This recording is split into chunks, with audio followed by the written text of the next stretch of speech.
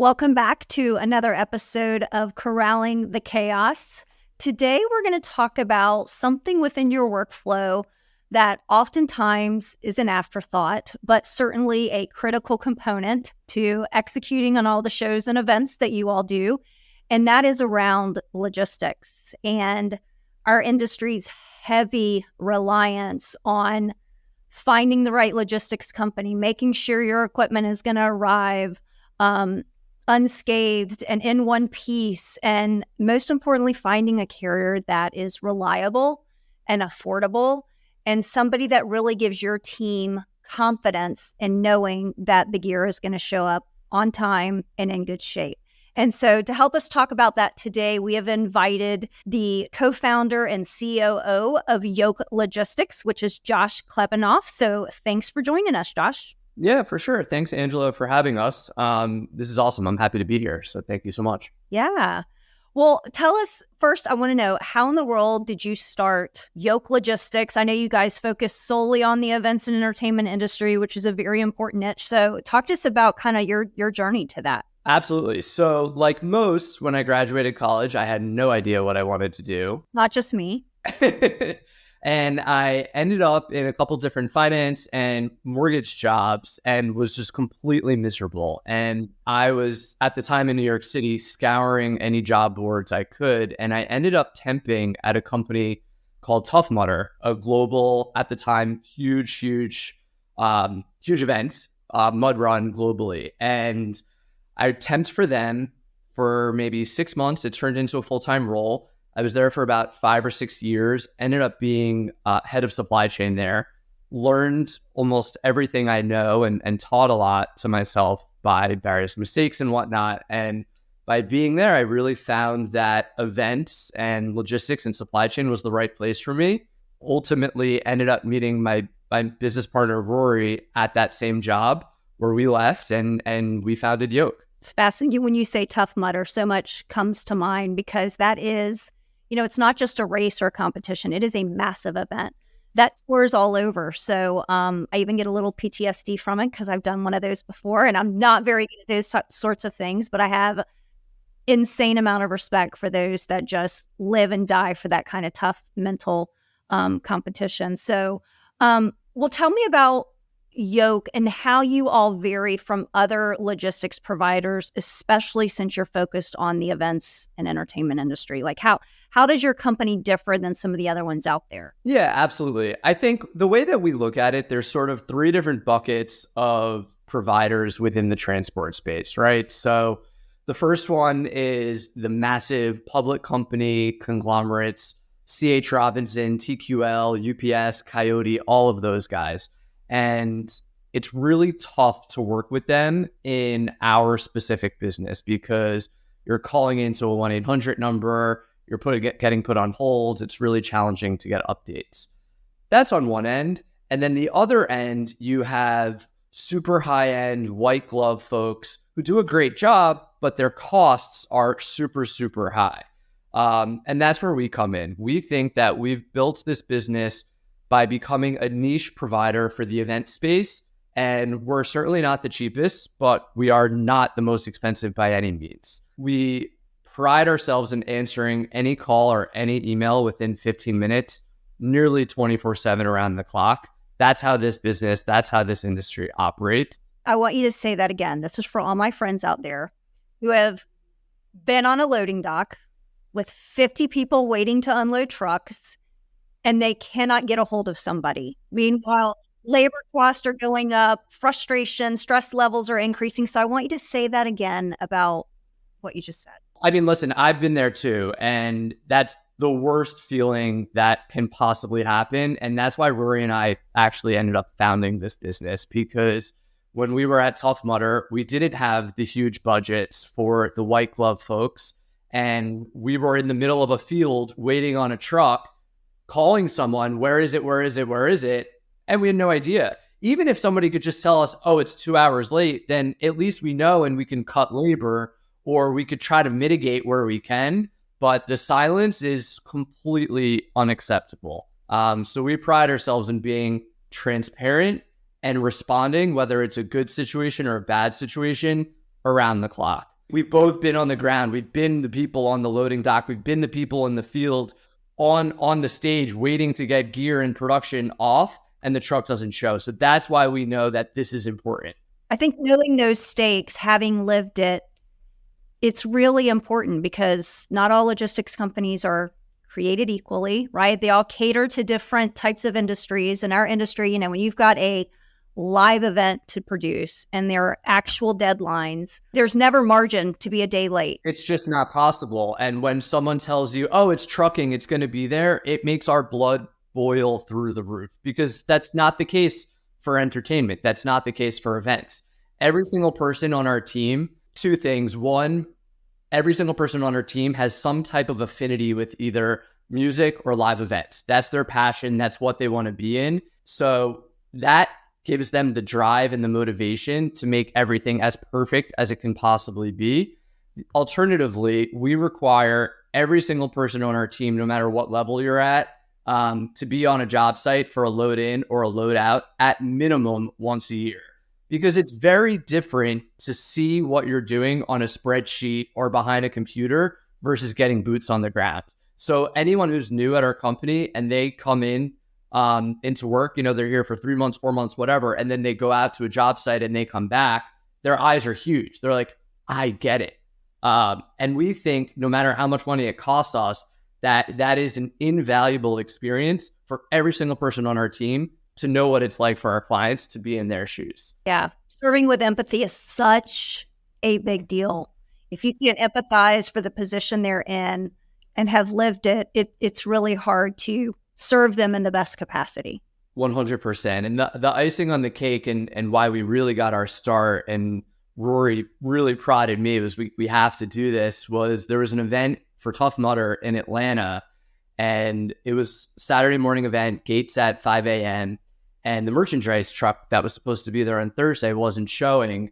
And every hour, oh, it's going to be there, it's going to be there, it's going to be there. It did show up 6 a.m. after gates on that Saturday morning. So we had to build the tent and do all of it. But our dedication is the same now as it was then. Rory had slept in the Mobile Mini on site, waiting for the truck, because if it showed up at any hour, you got to get the merch tent up and you got to sell those t-shirts, right? So our dedication to events and our business and our clients is the same today as it was 10 years ago when that was the case. And we know those things still happen, and we pride ourselves in trying to avoid that from never happening. Yeah, I think that LASSO's in the same scenario you are. I think the best businesses are those that are born out of a problem that you had personally and then went to go solve. So I think that really speaks volumes. Well, as you think about these event companies, setting you up for success, which again then sets them up for success. So what can event companies do to facilitate a really great experience when it comes to shipping their gear? Communications. Communication is so massively important.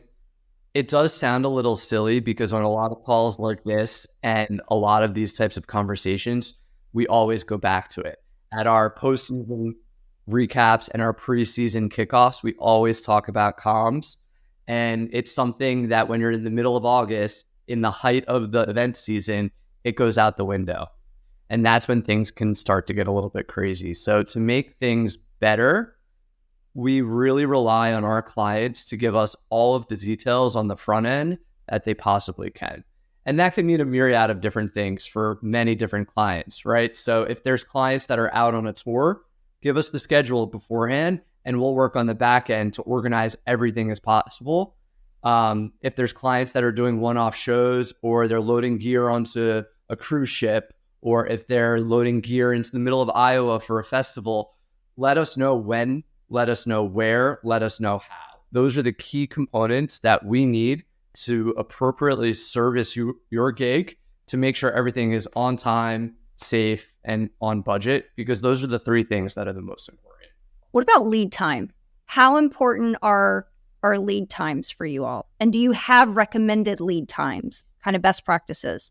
Yeah, so we like to know everything. I mean, listen, at the end of the day, the more lead time, the better, whether it's logistics or any type of business whatsoever. But we also have to be realists and we understand how this business works. both working in it from a logistics perspective for a decade, as well as being boots on the ground. So we are acutely aware that an event site could be a trading floor. People are getting another gig, changing their quantities, changing the orders. They lost a gig. They have to change the routing. So we work on the fly as much as we can. That being said, those changes are maybe 30 or so % of the time. Most of this is pretty set in stone, right? So if we can know all of the details when our client knows them, that helps us tremendously. But we always like to say, if we can have 48 hours notice for anything, that lines everyone up for success. 48 hours notice does not mean 6 p.m. on Friday, hey, I have a 6 a.m. loadout on Monday morning. That happens all the time. And that's when costs get higher and services go down, because you're working with bottom of the barrel folks who can make that happen in that timeline, right? So the more notice that we can have within that 48-hour window, the better we can do, both from a service perspective, from a timing perspective, and most importantly, from a budgetary perspective.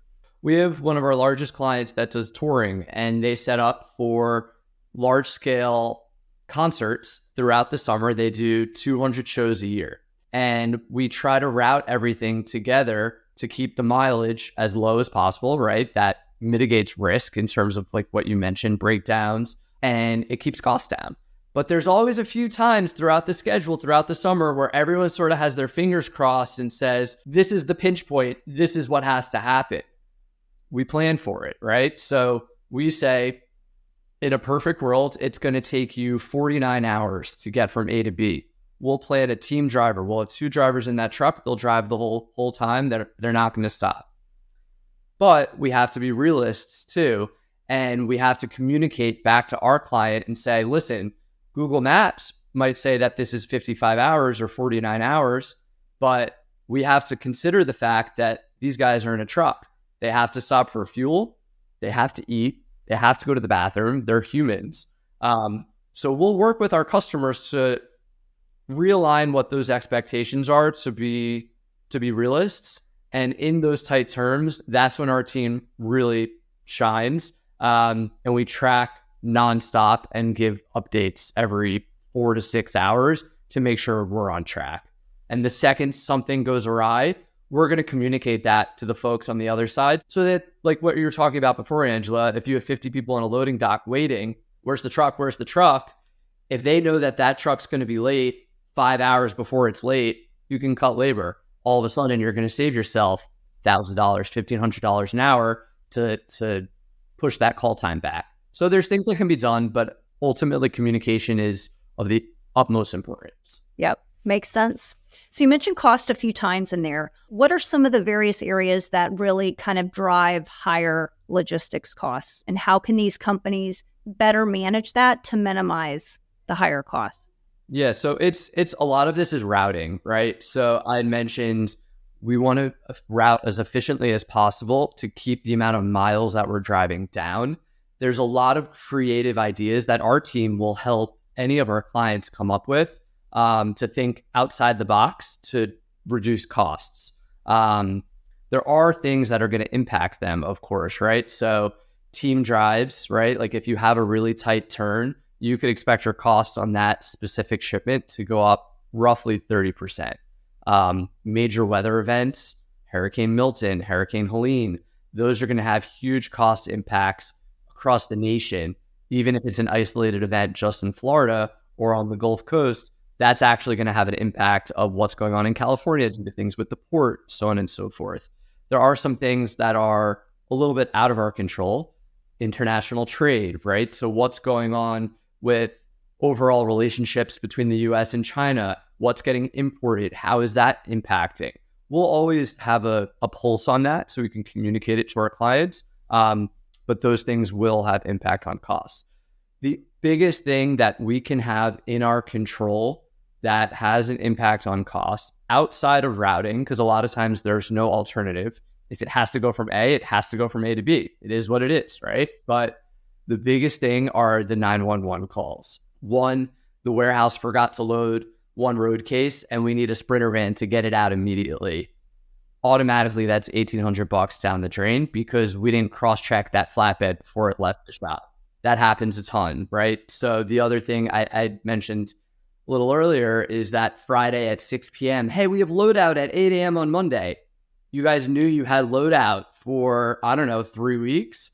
So now we're working to get anybody who can do this for you at 8 a.m. on Monday. You're not going to get the best quality driver, and you're going to get hit with bigger costs.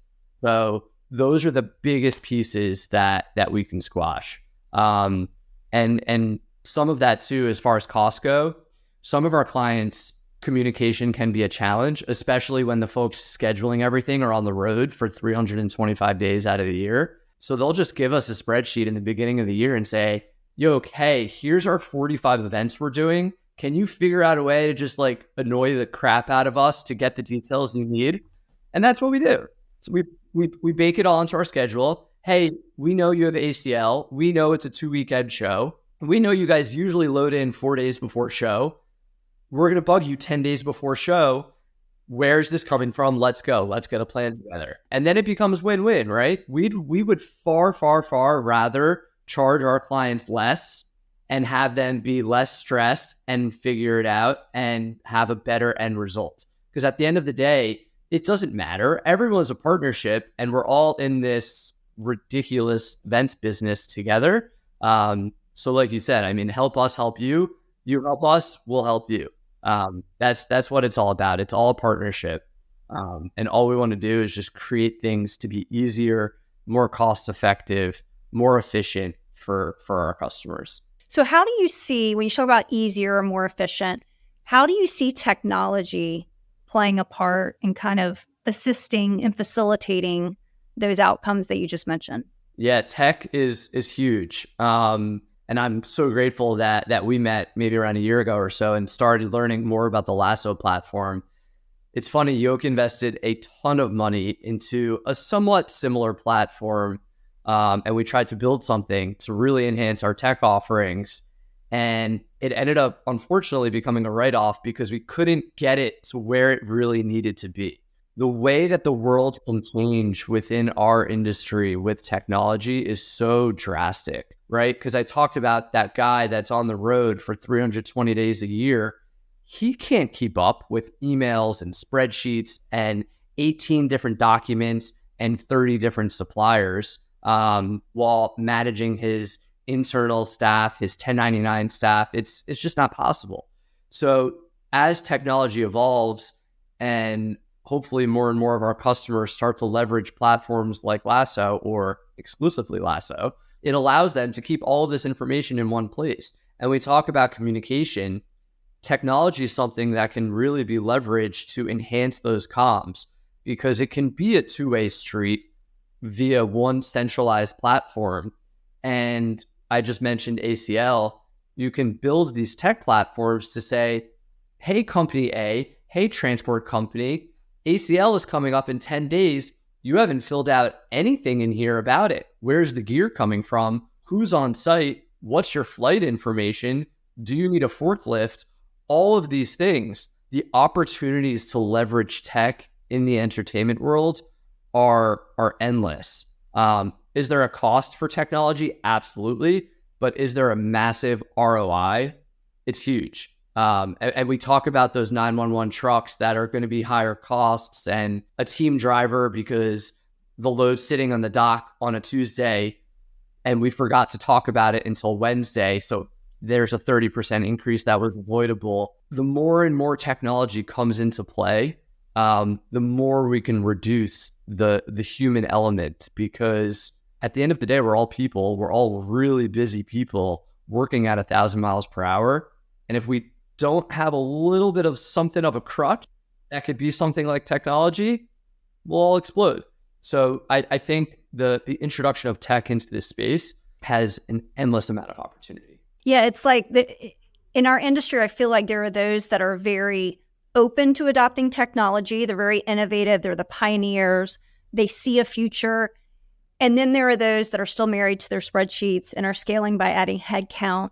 And the reality is you're going to either pay for it now or pay for it later. And what I mean by that is either invest in the technology now and save yourself the headaches later and the mishaps, or don't invest in technology, continue doing what you're doing, but you just mentioned those last minute surcharges, the mishaps that happen.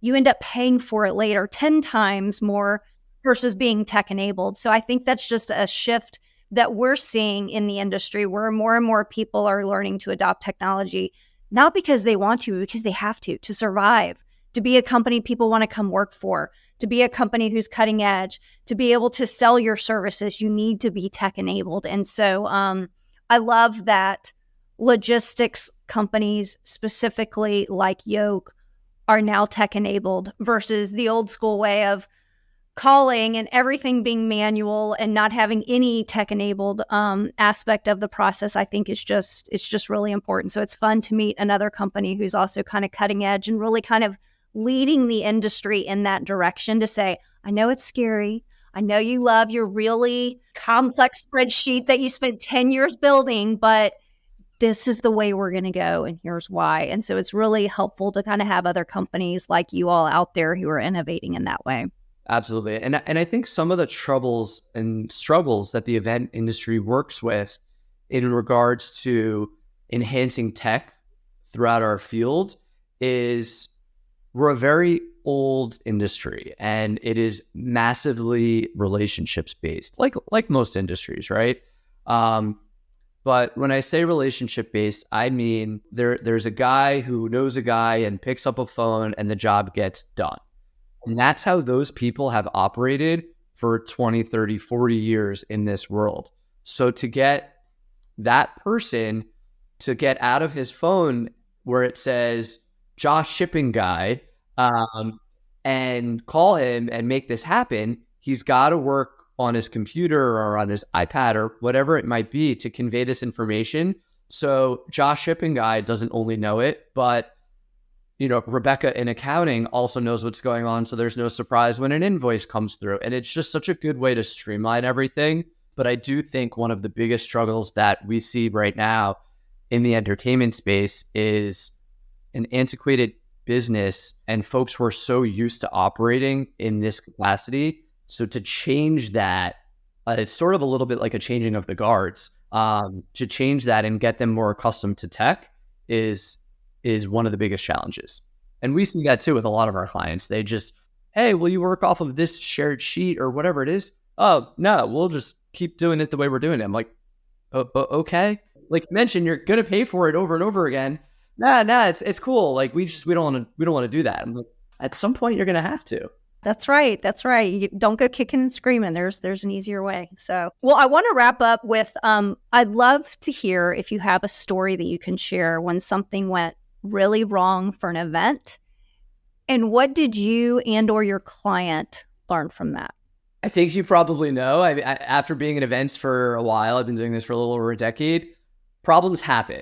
So before, when I looked at these questions, it was like, which one do I talk about? Because there's so many learnings. But a couple of years ago, we unfortunately had a trailer that had flipped on the way to, and I won't name client names or artist names, but we had a trailer that had flipped for the stage on the way to a big show.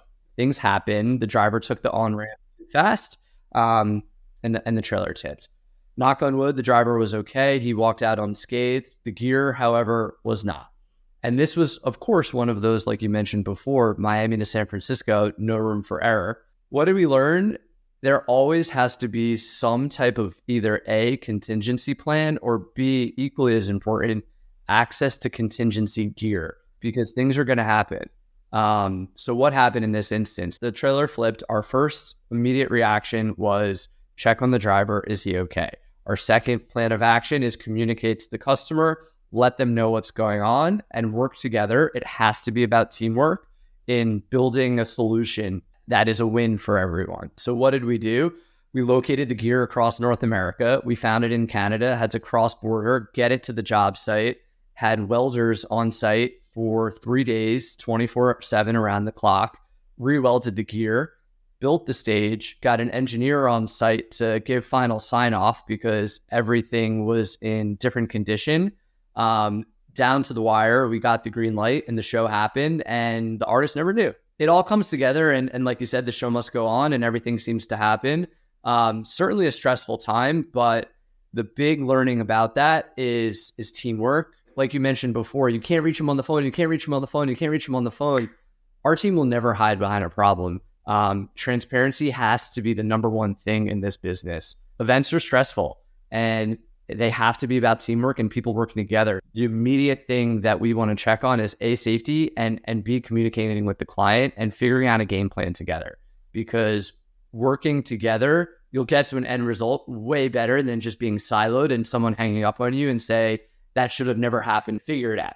What I love about that story is their problem became your problem in a different way, and that your team jumped in to help find more gear, right? And putting the welders in place. Like you literally jumped in and owned the problem and worked just as hard to get a solution versus, hey, this is what happened, we're so sorry, and then left the customer on their own to go figure out a plan B. Yeah, I mean, we can never, ever do that. And that's what it's like about being in the events business, right? Because that was the customer's gear. It wasn't our gear. That was the customer's show. It wasn't our show.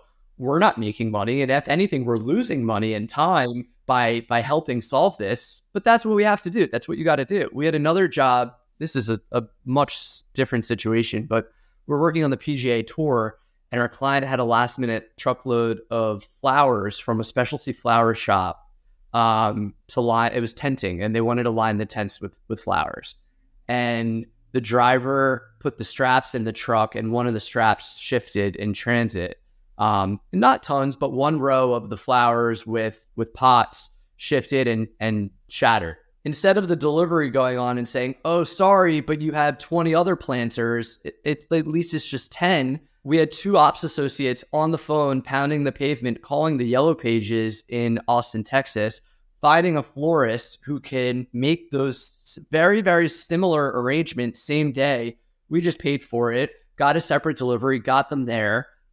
I think it was maybe like 30 minutes before the catering call. And same thing. Was it stressful? Yeah. But was it like nothing ever happened to the end customer? Yeah. That's why they're outsourcing it to you. Just make it happen in whatever way you need to do that. Just do whatever you can do to make it happen, and do whatever it takes. And that's truly what separates us from CH Robinson or TQL, right? We're not just a freight hauler. We totally understand events, and we get it. It's all hands on deck at all times. Well, I love that you're one of them. I know our company has thoroughly enjoyed working with you all, and you all have done great work for our customers. And I know LASSO is really excited about kind of deepening our partnership and doing some additional things together. So I really appreciate you being on the show today and kind of sharing your thoughts. I know I learned a lot, and I'm sure our listeners did too. Awesome. Well, thanks, Angela. I really appreciate it. And likewise, it was great catching up. Thanks, everybody, for tuning in. Don't forget, if you like what you heard, to hit subscribe. And if you have any questions, comments, or feedback, reach out to us at podcast@lasso.io. Thanks, everyone.